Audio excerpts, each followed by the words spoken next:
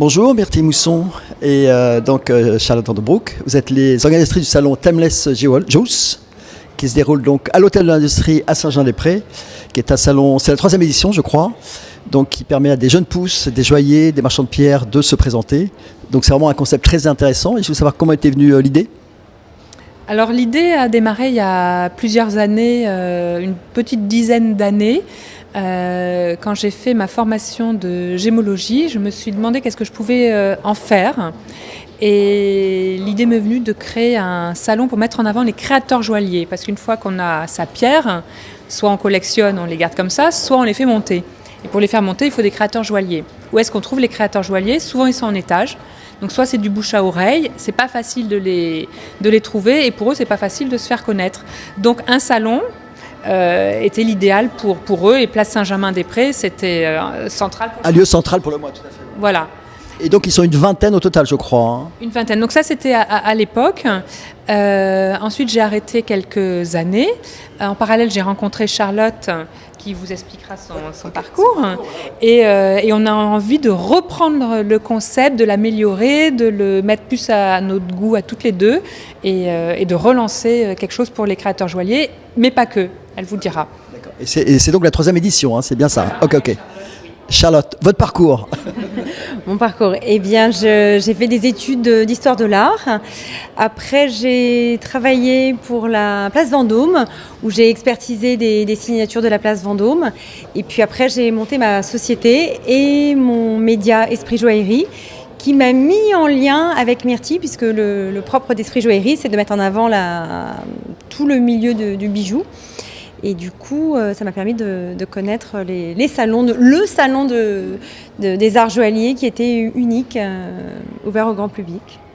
Donc, par définition, vous êtes très complémentaires.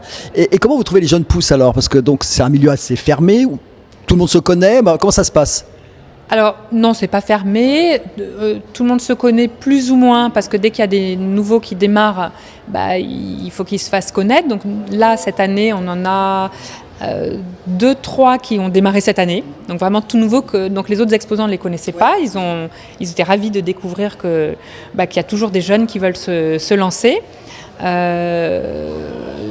Voilà. Et cette année, alors je crois, est-ce que ça a lieu chaque année ? Il y a une remise des prix également, hein. Ça c'est quelque chose de nouveau ou il y a un prix chaque année ? Il y a un prix chaque année, c'est le concours Prix l'Alchimiste. Cette année, le thème, c'était Jeu de perles pour mettre en avant la perle de Tahiti. Donc on a eu des exposants du concours qui participaient, qui ont créé un bijou autour du thème. Et nous avons eu 4 lauréats, prix du savoir-faire, prix de l'audace, prix de la création et les encouragements à une jeune créatrice. Le prix de l'audace, donc c'est Soisic Potier qui l'a eu, d'ATA, qu'on a interviewé tout à l'heure. Hein. C'est création super, voilà, tout à fait. Ok. Donc je rappelle pour le grand public donc que c'est gratuit, que c'est ouvert donc jusqu'à demain à l'Hôtel de l'Industrie, à tous, tout à fait, ça c'est important. Donc on les invite à venir donc jusqu'à demain. Métro Saint-Germain-des-Prés. Voilà. 4 places Saint-Germain-des-Prés pour ceux qui ne trouveraient pas. Voilà. Hôtel de l'Industrie, c'est juste à côté de la société bien connue de la Jet Set. Voilà. Merci. Charlotte, en tant qu'experte de joaillerie, qu'avez-vous apporté au salon ? L'expertise donc sur le bijou ancien et aussi contemporain, puisque mon métier c'est de valoriser le bijou, quelle que soit son époque. Et il est vrai que nous présentons également des bijoux anciens et des bijoux vintage. Et c'est vrai qu'il y a une vision patrimoniale derrière. Merci. Myrtille, est-ce que j'ai oublié quelque chose d'important pour parler de ce salon ? Alors, on a effectivement les créateurs joailliers, les bijoux vintage et anciens, mais nous avons aussi les marchands de pierres, de gemmes, parce que c'est indispensable quand on veut créer un bijou. Donc, les visiteurs qui viennent peuvent craquer sur la création d'un créateur, mais ne pas aimer forcément la pierre bleue, vouloir une pierre verte ou une pierre rose. Et dans ce cas-là, avec le créateur, ils vont aller sur le stand des marchands de pierres, trouver la pierre qui va parler à la personne, et ensemble, ils pourront ensuite créer le bijou autour de la pierre.